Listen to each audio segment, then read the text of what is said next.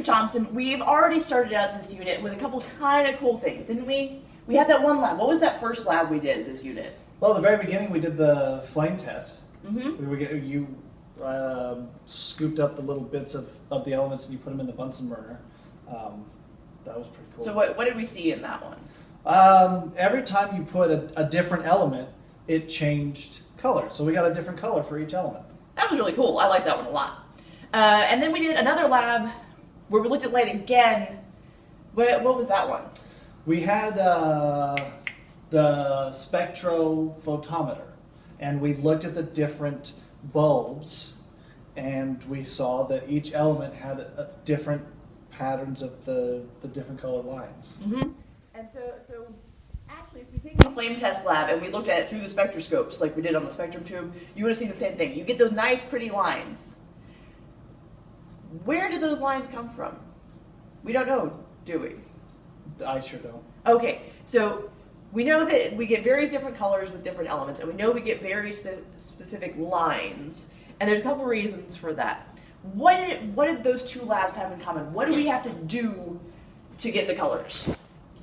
Well, we were putting in something like, I guess, like energy. Yeah, we're putting in energy. Use the flame for the flame test lab, it heats things up. Use electricity for the spectrum tubes, and what those are doing is they're putting energy into our electrons.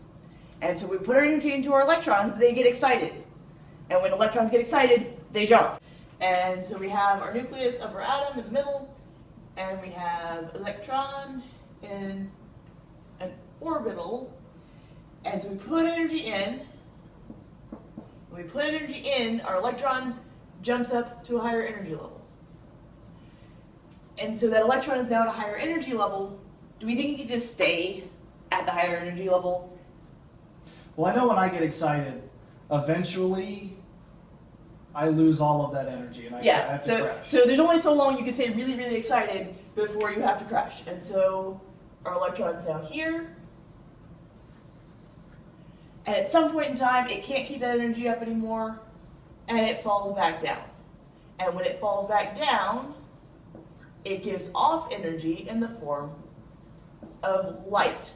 Well, we say light, but it's really electromagnetic radiation, and we'll talk about that more in a bit. It doesn't always have to be light we can see. But think back to when we had our spectrum tubes. Did you see light of all the colors of the rainbow?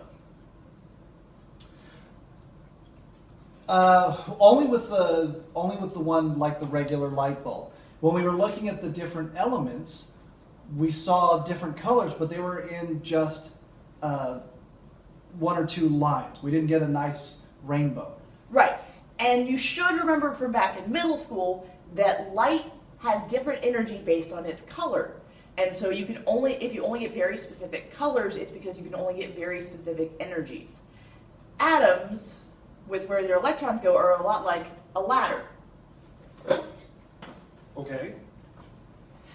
So we've got our ladder here. So go to the first level of this ladder. So that is a very specific quantity of energy you have to put in to get there. Yeah. Go to the second level of the ladder. Okay? Now, go back down to level 1.5 on this ladder. I don't think I can. Right. Electrons are like you on this ladder. There's only specific spots they can be. You can safely be on the first level, you can safely be on the second level, you can't be on level 1.5. And so you can put in certain energy to get there, you can give off certain energy coming down from there, you can't just be between the levels. You have to be at one of those levels. So electrons are in very fixed levels, they can go between them, but there's only certain distances that they can go, so you get certain energy that can be given off. Makes sense. All right. Light travels in waves, and waves have certain properties that we want to look at that will tell us something about it. The first one we want to worry about is wavelength.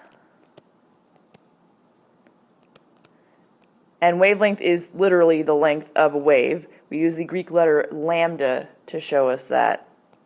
So length of a wave is from the top of a wave to the top of the next wave, crest to crest, bottom of a wave, trough to trough. As long as you're looking at the same point in both places, that is one wavelength. Another property of a wave is its frequency. And frequency, we know that if something happens frequently, it happens often. Frequency has to do with how many waves pass a point in a given amount of time. So if something has a high frequency, a lot more waves are going to pass than if something has a lower frequency. If we look at two waves next to each other, we can see the relationship between wavelength and frequency. So here we've got a wave, let's say of red light. If we do another wave that's of violet light, that wave is going to have a lot shorter wavelength. And if we've got a shorter wavelength, it's going to have a much higher frequency because all light travels at the same speed. So our wavelengths are going to affect our frequency. The longer wavelength we have, the lower our frequency. Another thing that is related to both wavelength and frequency is the energy of our waves. So if we look at the electromagnetic spectrum, which is here, we have this whole range of light. We're used to just looking at our visible light here in the middle. That's what we're used to thinking about. But light actually is part of a spectrum of electromagnetic radiation. These are all things that travel in waves and have similar properties. If you go over here to our radio waves, this is what you use when we're listening to the radio, or actually when you're watching TV. So radio waves are really long wavelengths, so they're a lot lower frequency. They also have a lot lower energy. They don't, we'll talk more about it when we're talking about the math on this, but energy is a lot lower when we've got long wavelengths and a lot higher when we've got short wavelengths. So radio over here, not going to do much to anybody. Gamma rays over here, gamma rays are really dangerous. The gamma rays are what made the Hulk. These have a lot of energy because they have very short wavelengths and very high frequencies.